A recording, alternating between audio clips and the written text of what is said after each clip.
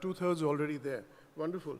And for those of you who are already into entrepreneurship, you know, I'm beginning. I would normally, for this sort of a session, I would probably begin at the beginning, and I will end up with the area where I would normally start, and that is where you get your ideas and how you start up. But since the specific theme is on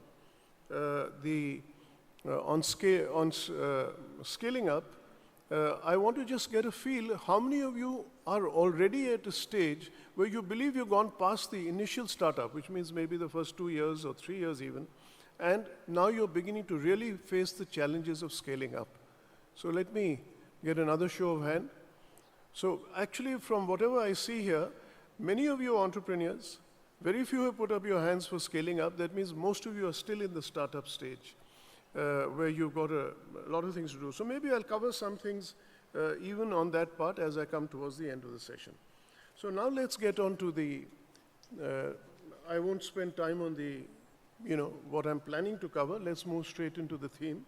So the very first thing I do want to say, and I think it's a very important prelude, and I didn't hear all of Kiran's talk, but I know that there was a lot of focus on how technology is changing things, and I heard that coming up even in the question on agriculture. Now, you know, what has happened is that technology has become the enabler of change.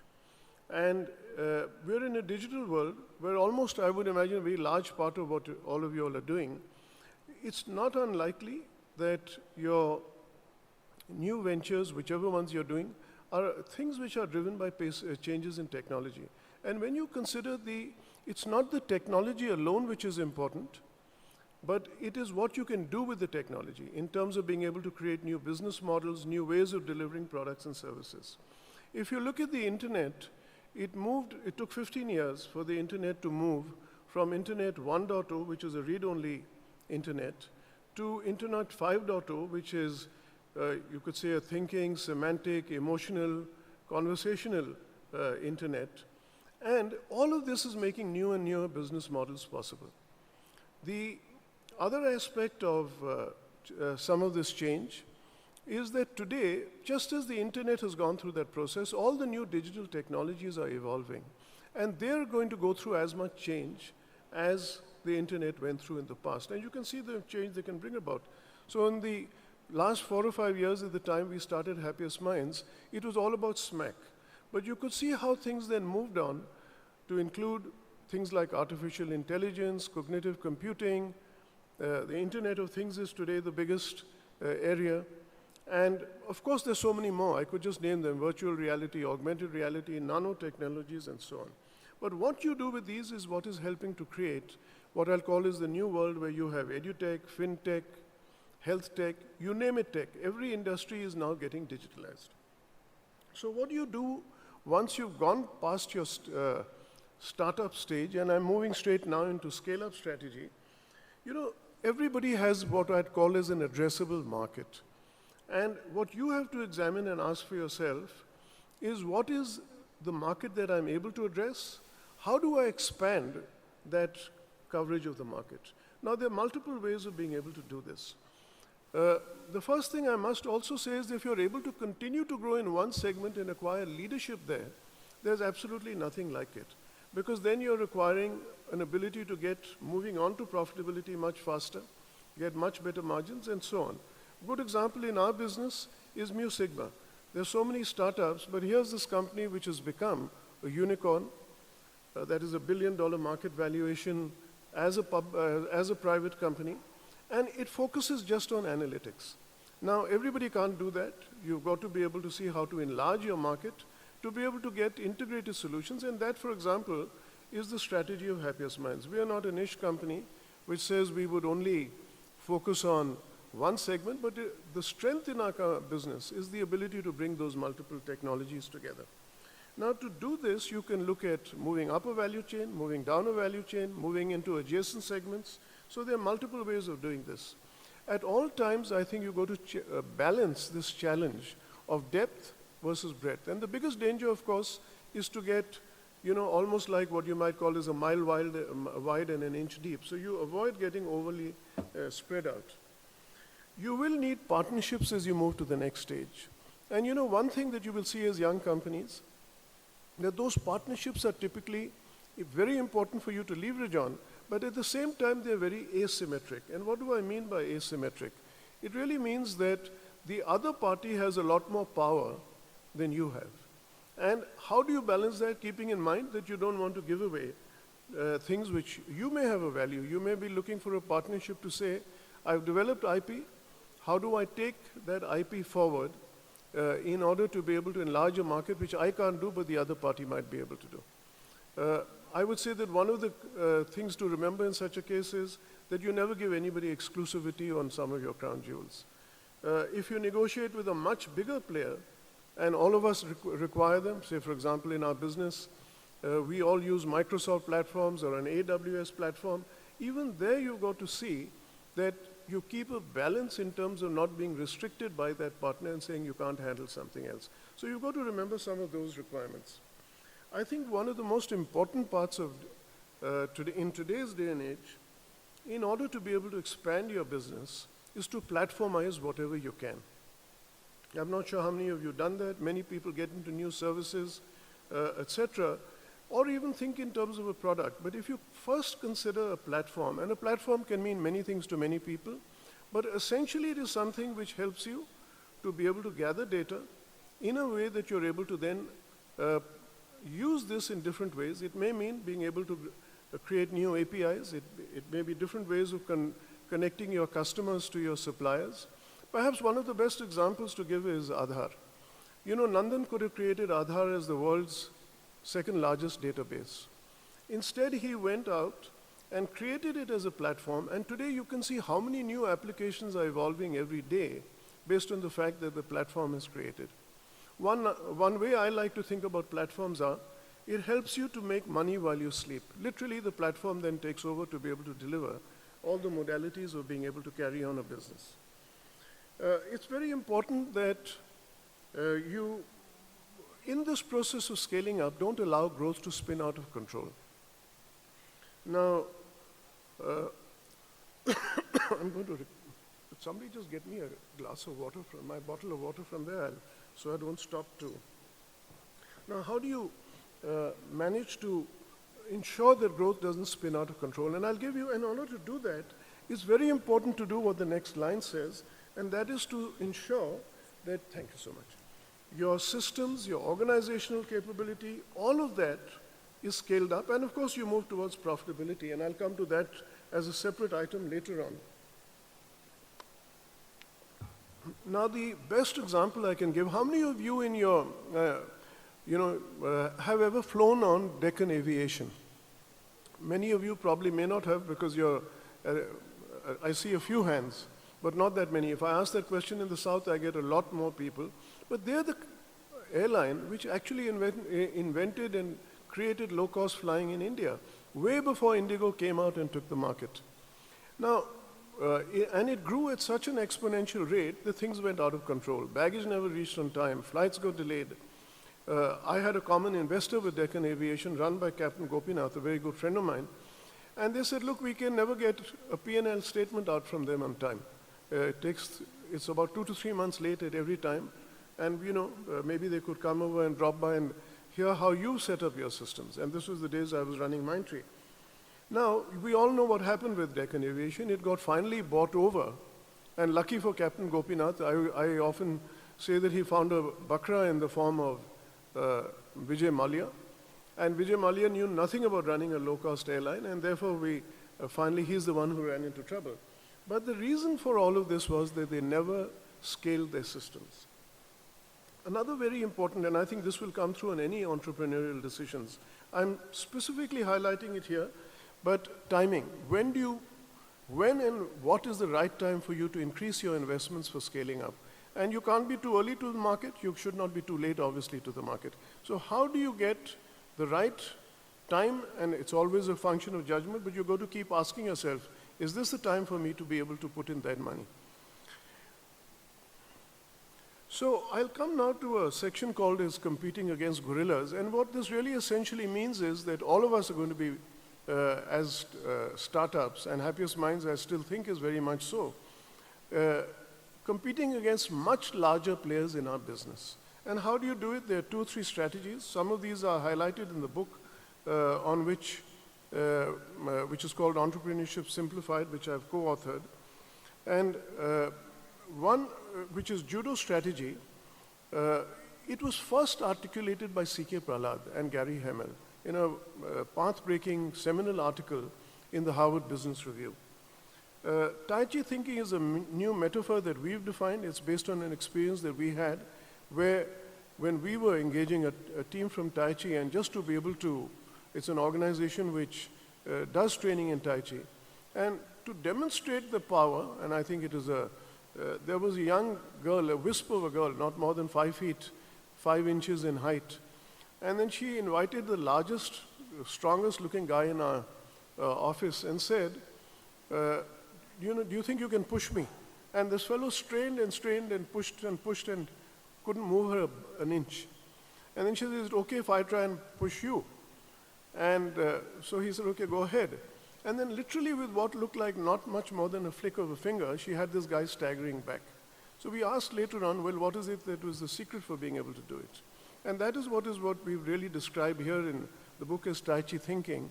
And that is to be rigid, where you have to be rigid, and flow, like you are like the leaves of a tree which allow the wind to blow through. And I could give you an example how we use this as a strategy in our approach to a huge retailer, one of the largest retailers in the US. We needed to enter the market. We were competing against all the larger players, and they needed to get into an Apple show 3 months downstream. We said, okay, we'll do the job. We're willing to take a penalty clause if we are late on that. But we must also get premium pricing. Their approach was, hey, but you're a small company, so you should give us a low price. And we said, nothing doing. That's the area on which we want to be able to be rigid about. But on other terms, we'll be as flexible as we can be. We deliver the product. The company won an award at the Apple show. They went on to become our largest customer. Guerrilla warfare, as you can well imagine, is just being able to literally look at the opponent's weaknesses, move in, dart out, because they'll be slower to respond as larger players. Coming now to marketing strategies. It's very important that in my view, building a brand begins with a company name. A lot of B2B companies don't give enough thought to it. They become very powerful and large, and therefore it doesn't matter whether it's a TCS or an IBM or whatever. They're not great names. But the names are so large and so well known, and they've built so much power. But if you look at the B2C companies, they typically have much more innovative names, something which sticks and recollects. On the B2B side, I do love to talk about both Mindtree and Happiest Minds as names which will inspire recollection stories to be created around them. The best publicity, and this is very important, I heard Kiran talking to you about, Google not charging anything. And the same way, the other part is the best publicity is free publicity. This is a very important thing. You're in a digital, data-driven, content-driven business. And what others say about you is far more important than any amount of money that you can spend. It's another important thing about marketing is that it's become very intrusive. How you handle that power is very key. Another very important point I'd say in anybody who's seeking out to present offerings to your customers is that excessive choice can confuse your customer and delay decision making. There's a wonderful book by a lady called Sheena Iyengar. She happens to be a professor at University of Columbia. She's written this book called The Art of Choosing. It's not until page 25 that you realize that this lady is blind. Amongst other things, as a hobby, she does interior decoration. Now, how does she do all of that? But her main theory is that, look, when you present too much choice to your customer, you actually confuse them. So you make clear-cut things based on segments and so on, rather than saying you're going to clutter up things with too many things. And then, of course, the most important thing on marketing, be it B2B or B2C, is the fact that you've got to be able to build trust.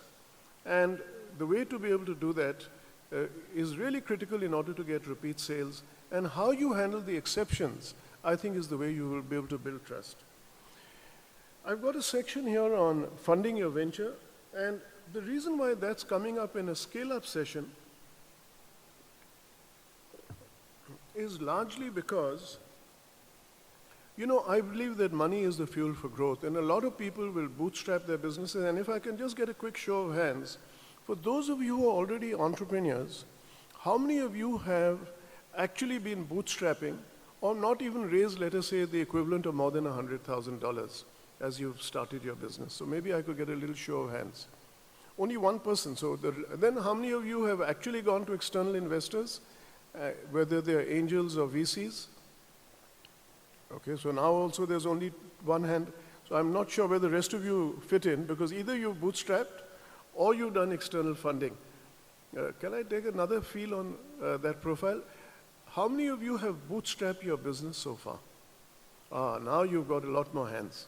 And how many of you have actually raised external money? And I'll exclude family in that. So if you went out to family and went out, and so 1 or 2 hands, 3, 4 hands. Now a few more on that also. So it's not too bad. We have about, but it's a very large majority of you have actually bootstrapped. Now, you know, one of the things I see, and I meet at least 25, 30 entrepreneurs with their business plans every year, just as a mentoring exercise. And I find that a lot of them have spent so many years bootstrapping slowly. And many of you are very, very young, and you have the luxury of time before you'll build a large business. But at the same time, if you have a good idea, the issue is the size of the pie and not what percentage you own of the company. That's one. 2, a VC does add a lot of value. They provide you, and I'm using VC, I include angels and even private equity for that matter. They bring an ecosystem, they give you ideas, they help you to adapt your original idea, they may even help you with talent. So if you can get that and you can grow maybe 10, 20 times bigger than you would have done had you not raised the cash, to my mind, it's a no-brainer if you then choose to have to give away 30% or so of the company for that. While you're raising funds, I think it's very important that you realize how to maximize your value in each round that you do. You've got to remember that every industry goes through cycles of over and undervaluation.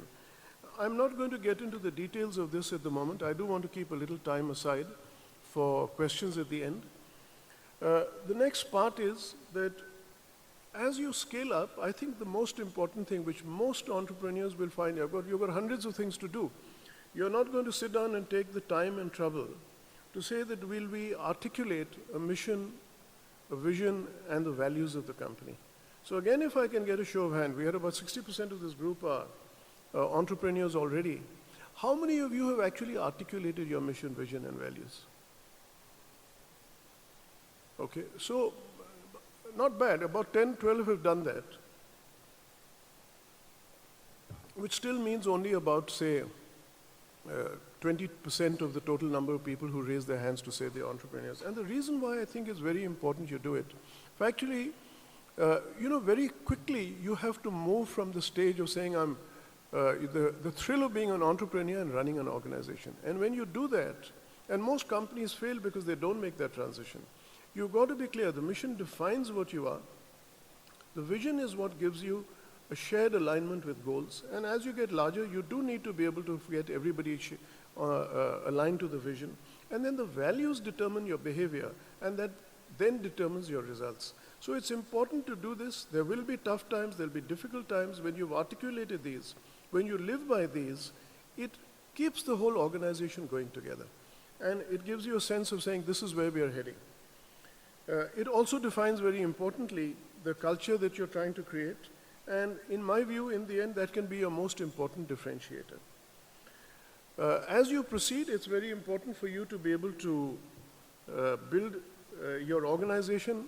My view personally is that you build the organization you want to be as soon as you can. And again, it goes back to a question of saying, do I have the funds to be able to do it? Now, when we started Happiest Minds, we had 3 business units, each with its own CEO. We had multiple centers of excellence, multiple practices. We also decided to go global as fast as we could, so we got into 8 countries. Now, all of that needs money. And if you didn't have that, you didn't have the ability. But if we went about it sequentially, frankly, we wouldn't have been even half of the size that we've reached in this period of 5+ years. Another thing I would like to say is that, a founder itself is not a role. It doesn't give anybody a special privilege. I think it's important to be able to remember at all times the distinction between your role as a founder and whatever role you have as a team member as a part of that team. one thing I would draw people's attention to, and I'm sure you struggle through this, the issue of getting talent. And yet there's nothing more difficult or more demanding than, or frustrating, is when you get a wrong hire. You know, the opportunity cost of that is so large. It's not just the cost of the wrong hire.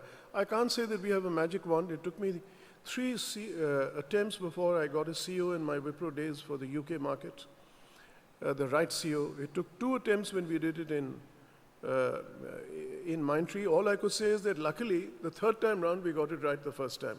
But again, look at the number of times that you can make errors on this, and each one of those mistakes, depending on the nature of this, can cost you a lot of money. At times, it may be better to just have people multiplexing till you get the right person. Don't rush into the wrong decision.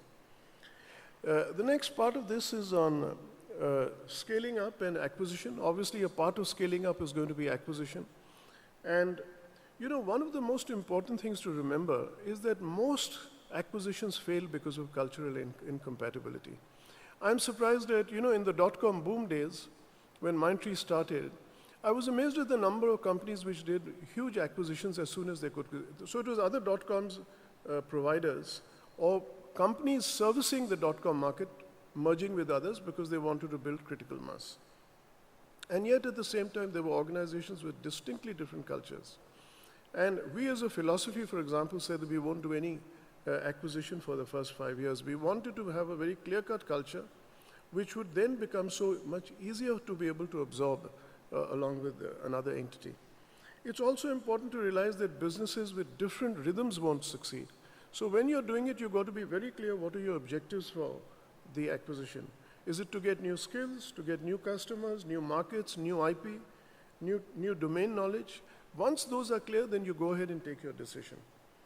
And whatever you do, I think it should not be an organization which is going to slow down your growth rate. As a startup, you need to expand fast. So whoever's there, they must be operating in a segment which is growing very rapidly. And finally, preferably if you can acquire a profitable company so it doesn't go and add to your cash drain. But having said that, you'd also have to pay more for that entity. And now we'll come to profitability strategies. You know, your first thing I must tell you is that your venture is really only as good as your idea. And I skipped that stage, but it's important for me to come back to it. I think your idea must have a few basic characteristics. It must be solving a specific customer problem. That's a prerequisite. It must be big. It must be scalable so that you could be relevant. And most importantly, it must be differentiated. It is not critical to say that you want to be the first. But when you do come in, you come in with the improved product or service. Now, to give you an example, Google was not the first search engine. Microsoft was not the first operating system. And Facebook was not the first social media platform for that matter. But look at the way they went in, and when they came in with the right idea, with the right differentiators, that they went and captured leadership in their scales. I mentioned to you the importance of funding towards achieving profitability. And then I think it's very important to be able to get a stream of differentiators, including intellectual property, which you develop yourself. I think you've got to be able to, that is what's going to help you get better margins to move to profitability. Another very important point that I want to mention is that price is not a strategy, it's a mug's game. And I'll give you an example here. I think that all the e-commerce players, if they had a strategy, they could have built up healthier balance sheets before Amazon, and it was predictable that they would enter the market, before they entered into the market. And today they wouldn't have their backs to the wall. They wouldn't have a situation where probably the only one of the domestic players which would be left will be Flipkart. And even they will face a challenge because, as you know, Paytm, for all practical purposes, is really funded by Alibaba. And Alibaba may come to the fore or may not, but ultimately it will probably end up becoming a two-entity battle between Amazon and them. And finally, just this thought, same thing which I would have told to a Captain Gopinath, or that look, revenue is for ego, but profitability is for a solid, scalable business. And I think it's important for anybody who is aiming to set up a business is to move very quickly towards that path of profitability. And finally, you know, risk minimization. A lot of entrepreneurs get into a macho stage of saying we're risk takers, but that's not. All of us take a risk every day of our lives. In crossing the road, you may take a risk out here. But the job of the entrepreneur is to minimize risk. And the risk of strategic decisions are the ones of errors of omission and commission.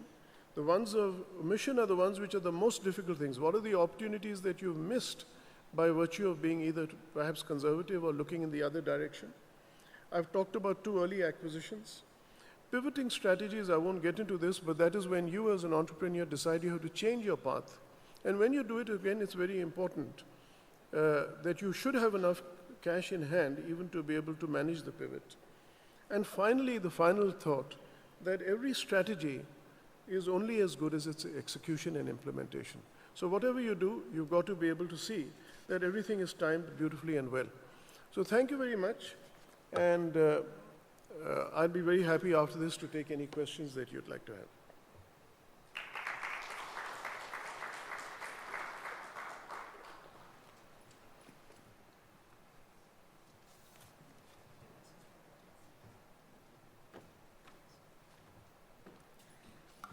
Well, thank you very much indeed, sir, for sharing your insights as well. And we'd also like to inform you all once again that the book authored by him, titled Entrepreneurship Simplified, is available for all of us. It's just outside, so you may grab your copies, and they will be signed by Mr. Ashok himself. On that note, we're also going to open the floor for questions. So who has the mic first? May please? Yes, sir. We'll have a question from you, and then we'll have the gentleman next. Hello, sir. Good afternoon. Vivek here from DexLab. So, you were talking about, getting fundings and getting connected with people who have enough money to help us out. Not primarily just because of the money, but you also talked about they bringing in industry connects, bringing in ecosystems, and also bringing in a lot of scalability processes that is there with them. Sure. Now, my question to you over here is that as an organization that I run, we are into training and development. And we are conducting trainings into newer technologies, niche technologies. Now, if we look at it from a traditional perspective, there's nothing innovative about it. But what we are catering to is creating a supply wherein there's a huge demand. We are just third year into the business. We started with a few lakhs, on track to do a crore right now in terms of revenue. We've expanded from one market to another as well. Yes, we are running a process-intensive organization that we're talking about. But how does a venture such as this goes out to somebody and say that, hey, you know what, this is what I'm doing, and why don't you invest money into me? And we can grow it together, and I can get your connections, and we go to newer markets and places. Because we are not innovating, we aren't doing anything new, we're just addressing a demand. Yeah, so look, let me try and understand what I've heard from you. You said, look, we really are not an innovative entity. There are multiple others. So how do we go and raise money? That is the essence of what you're saying. And, then you have to go back to the plan. That's fine. You got started. You've been able to deliver some success. It doesn't mean that you're going to raise money in exactly what you're doing. I've also emphasized to you the importance of differentiators. I see so many business plans with people, and I find that I'm not surprised they're not able to raise the money. Then we go through multiple cycles because the plans are really not well thought out. Everybody focuses on numbers, which the VC may or may not believe in any case. They will discount whatever number you give. But they believe in the team for a start. That's something they will invest in. So they really want to see, is this team capable of delivering? It's important to be able to present the right team also to them. But they also want to see that, have you really understood this business and its vagaries and how it will change over a time? So you really need to have a roadmap of your strategies, which is presentable to them, business strategies and marketing strategies. And I think the good VCs that I've dealt with, and actually all of them have been really good on that score, that is exactly what they focus on when you sit down and present your plan. And once you got it ready, the story becomes easy. There's a flip side to this whole issue. On one side, there's so many entrepreneurs who can't really raise money. But on the other side, there's no country, in my view, which is easier to raise money in today. There's so many. There are about 200 plus angel funds. If you look at the sources of VC funding, in the old days, it used to be the US and maybe the UK. Today, you've got, apart from Indian VCs, you've got US, UK, Japan, China, Middle East funds, so many places, Singapore, all willing to put in money into the country. So there's a lot of money still chasing, I would say, relatively fewer good ideas. Gentleman in the blue All right, moving on to one last question. Right. Good morning, sir. My name is Govind Goyal. So, like, based on the same question, I just had a question that, okay, like we approached as a startup, we approached the vice chancellors as per se, investors as well. So, what they tend to tell us is that the only question they ask us that if we have something authentic or per se innovative.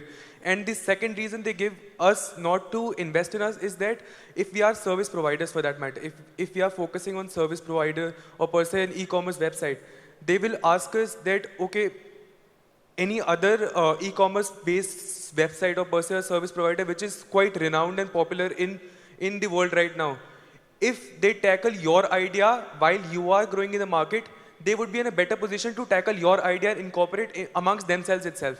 So certainly we fail to imply any sorts of our interest towards the market because I'm going the to already request set you up. to make your question a little briefer. I do want to bring one more guy, and I think you're getting into a speech. Just narrow down. What's the question? So my question is that how can we as a new startup emerge in towards the eye of an investor who thinks that an already set up and popular based startup who is working on e-commerce based website would be incorporating our ideas and would be in a better position to sell what we are trying to sell as an e-commerce based website? That's the only question. No, so your question is that you got an e-commerce based website, and you're saying that it's difficult to raise money in that space as of now. Is that the essence of it? So no, my idea is to deliver a product, is to provide a service to the users, right? So per se, a company like Ola or Uber or per se Oyo Rooms, they are into the market very popular. What if they take our idea and expand their business because they are in a better position to expand their business towards that idea as well? Because we are in the process of making a market, but they've already made a market in that procedure. You know, I must say I'm not understanding the essence of what you're saying, to tell you the truth, after your second attempt. All I would is leave you with a few basics. Okay. And because you've even touched upon Ola and Uber, I can give you one thought and idea from there. I've talked to you about differentiation. To my mind, that's key. If whatever you're doing, you've got a differentiated idea, you should be able to get across that differentiation. That's absolutely key. And you could see this in whether how A, B, or C company came in much later and then went and developed a successful thing. The second thing you got to remember about funding is that every cycle goes through cycles of overfunding and overvaluation and undervaluation. There are periods in which they're not going to be interested in it at all. The peak days for e-commerce are clearly over, just like the peak days for IT services went over more than 10 years ago. Happiest Minds is the exception. Based on the team we had and based on the track record of 2 previous successful ventures, that we were able to raise a large amount of money. So you've got to bring factors into this whole thing and say, how do I strengthen and create this picture in order to be able to create that and get money? You talked about Ola and Uber. You know, there's a model which is described in the book called a kaleidoscope model, where you take an existing service and you ask yourself, like in a kaleidoscope, you rotate it, those are the questions you ask. One of the questions is, how do I change the asset ownership of my business? How do I convert my fixed costs into variable costs? How do I get better asset utilization? Lo and behold, you take one of the oldest services in the world of renting a car, and you end up with an Uber and Ola. The largest companies, car companies in the world, they don't own a single car of their own they don't have fixed cost in the sense that all the drivers are self-employed entrepreneurs. And of course, those same people ensure the best asset utilization. So you do have to think laterally to get your differentiators. I must take the gentleman there in the blue shirt who would put up his hand first. Yes, sir. Really enjoyed your talk, sir. I have this question. I was going through a course by a professor from London School of Business. And there, that professor mentions that even without taking a venture capital or external funding, you can grow up a business to a big scale. So how much practically feasible this is? This is my question one. And Yeah. sir, my second question also, like if suppose a startup is at ideation phase, how to catch the attention of venture capitalists if you are looking for a bigger funding? If that is, and the entrepreneur is really confident about the future of the business and how it is going to work and its innovative idea. Sure. So you know your first one where you quoted a professor at the London School of Business, and that's fair. There will be multiple points of view. one thing I will tell you that, of course, when I say that the largest, most successful entities, and it depends on the size and scale and your own ambition, typically they've all grown by using external funding. It is not to say that they're not people who've not become large without taking that amount of, without taking money and so on. Of course they are.